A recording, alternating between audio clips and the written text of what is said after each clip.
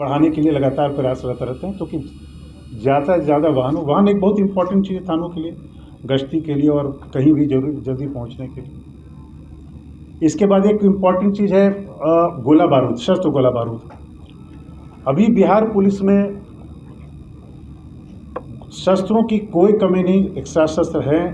हम लोग नई नीति के तहत जो पुराने 303 आप लोगों ने देखे होंगे हथियार, वो फेज आउट हो रहे हैं और ऑलमोस्ट वो ख़त्म हो चुके हैं। उनके जगह SLRs जो आप लोग देखे होंगे वो उपलब्ध करा दिए जा चुके हैं और भी हैं। एक और नई नीति बनी थी हम लोग पिछले साल से कि अब हम लोग जहाँ लॉ एंड ऑर्डर का कंडीशन की स्थिति होती है, जहाँ पब्लिक के बीच जाना है, तो वहाँ हथियार का उपयोग कम से कम करें। आप लाठी चलाएं, लेकिन जो इंजूरियस वेपन है उसका उपयोग कम करें।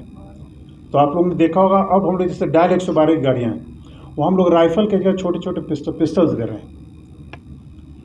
बड़े जो लंबे हथियार है या ऑटोमेटिक हथियार है, इन जगहों पर, इन स्थितियों पर इसका कम से कम उपयोग करें। उपयोग तभी करें जहाँ जरूरत हो, कोई स्पेसिफिक जैसे क्रिमिनल का इन्फॉर्मेशन हो, दियारा में रेड करने जा रहे हो।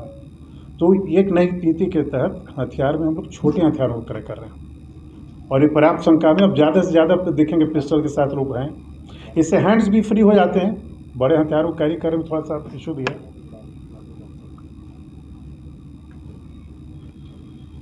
जनरल जो एक मद है GP की सामग्री में पूर्तियों की, इसके तहत एक और नीति है कि हम लोग अब चूँकि लॉ एंड ऑर्डर इश्यूज़ को ज़्यादा देख रहे हैं, तो बेटर है कि पुलिस बल जो लॉ एंड ऑर्डर रिलेटेड संसाधन उससे इक्विप रहे। तो अब ज़्यादा से ज़्यादा संख्या में देखेंगे लाठी हुआ, पॉलीकार्बोनेट लाठी हुआ, हेलमेट हुआ, बॉडी प्रोटेक्टर हुआ, ये काफ़ी संख्या में दिए गए हैं। हम हथियार जब छोड़ रहे हैं तो इन सब चीज़ों की संख्या बढ़ा रहे हैं। हथियार वहीं पर यूज़ कर रहे हैं जहाँ जरूरी हो, अदरवाइज नहीं। मॉडर्नाइजेशन लगातार की मॉडर्नाइजेशन की प्रक्रिया चलती रहती है, नए नए टेक्नोलॉजीज़ आ रहे हैं। आप लोगों ने देखा होगा पुलिस भी वैसे ही अपने आप को आधुनिक बनाती जा रही है। इसके तहत विगत 2 वर्षों में आपने देखा होगा कि हमने पुलिसकर्मियों को बॉडी वर्न कैमरे दिए हुए हैं। यातायात के सिपाही आपने देखा हो लगाए हुए यहाँ पर ऊपर लगा कर रखता है, वो देखा होगा बॉडी वर्न कैमरा। वो कैमरा ऑन रहता है, वो जो भी देख रहा है वो सामने वो कैमरा से कैप्चर होता रहता है। और ये संख्या इस बार हम लोगों ने और बढ़ाई है, विशेषकर ट्रैफिक में और रेलवे में इसका बहुत उपयोग है। और आप देखेंगे आगे भी कुछ महीनों में बहुत संख्या में जब भी पुलिस ट्रैफिक चेक कर रही है, यहाँ लॉ एंड ऑर्डर सिचुएशन में जा रही है या रेलवे प्लेटफॉर्म पर गश्ती कर रही है, तो आप लोग देखेंगे वो बॉडी वर्न कैमरा लगा के घूम रही है। तो ये सब कुछ वो चीज़ है जो हम लोग मॉडर्नाइजेशन के तहत कर रहे हैं। सो जो भी आधुनिक टेक्नोलॉजी आ रही है उसको पुलिस में हमें ज़्यादा से ज़्यादा संख्या में उपयोग करना है। इसका एक बहुत बड़ा उदाहरण है हमारा FSL, फॉरेंसिक साइंस लैब। विधि विज्ञान प्रयोगशाला पटना में आपने देखा होगा, और रीजनल विधि विज्ञान प्रयोगशाला मुजफ्फरपुर में है, भागलपुर में है, और कई और रीजनल FSLs खुल रहे हैं। पूर्णिया में है, राजगीर में है, रोहतास में है, और रेंज हेडक्वार्टर्स में भी ये ओपन हो रहे हैं। तो वहाँ हम लोग जो भी आधुनिक से आधुनिक उपकरण होते हैं, आप इंडिया में कहीं भी देखेंगे, पूरे भारत में कहीं भी देखेंगे, वो आपको बिहार में मिल जाएंगे।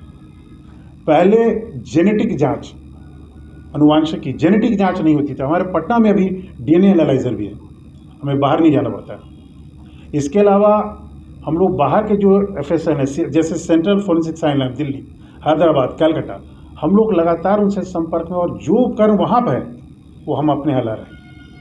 और इसी संख्या बढ़ाई जा रही है, न केवल पटना में, मुजफ्फरपुर में है, भागलपुर में, और रीजनल जो FSLs खोल रहे हैं, सब जगह ये उपकरण उपलब्ध रहेंगे। सो दैट इस तरह की जो साइंटिफिक जाँच हो उसमें ज़्यादा समय न लगे। तो मॉडर्नाइजेशन के क्रम में ये सब कार्रवाई की जा रही है।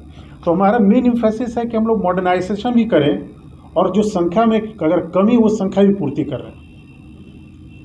अभी कुछ नए थाने बने जो पहले OP थे, उत्क्रमित होकर उन्हें थाने बनाए गए।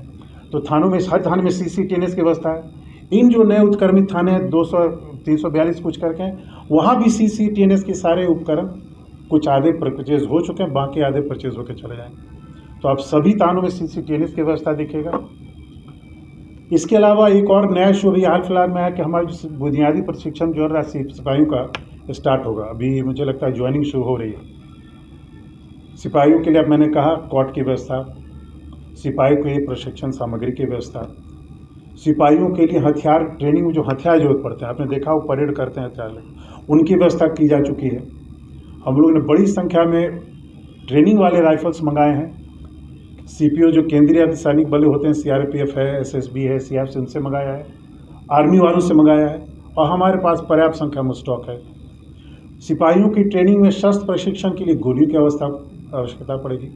उसमें कुछ डमी बुलेट्स भी होते हैं, कुछ रियल भी होते हैं, वो भी पर्याप्त संख्या में आ गई है, सो दैट हर सिपाही ट्रेनिंग के दौरान पर्याप्त संख्या में गोली फायर करके उसकी प्रैक्टिस कर सके। तो ये हमारा एक और नया एम्फेसिस था कि अभी जो प्रशिक्षण सिपाहियों का बुनियादी प्रशिक्षण प्रारंभ होने वाला है, इनमें हमारी पूरी तैयारी है। कुछ और छोटी योजनाएं हैं, कोर्ट्स की सुरक्षा का एक था, जिसके लिए हम लोग कोर्ट्स में DFMD लगा रहे हैं, बैगेज स्कैनर लगा रहे हैं, HHMD लगा रहे हैं। तो ये छोटी छोटी योजनाएं बीच बीच में आती रहती हैं, केंद्र से आती हैं, कभी राज्य सरकार आती हैं, इस पर हम सभी कार्रवाई कर रहे हैं। हम ये आपको कह सकते हैं, कभी कोई भी मांग, कोई भी ज़रूरत बिहार पुलिस के किसी भी इकाई द्वारा जो आती है, तो तुरंत उसके लिए हम राशि की व्यवस्था करते हैं, तुरंत उसका प्रावधान करते हैं और क्रय करते हैं, और भारत भर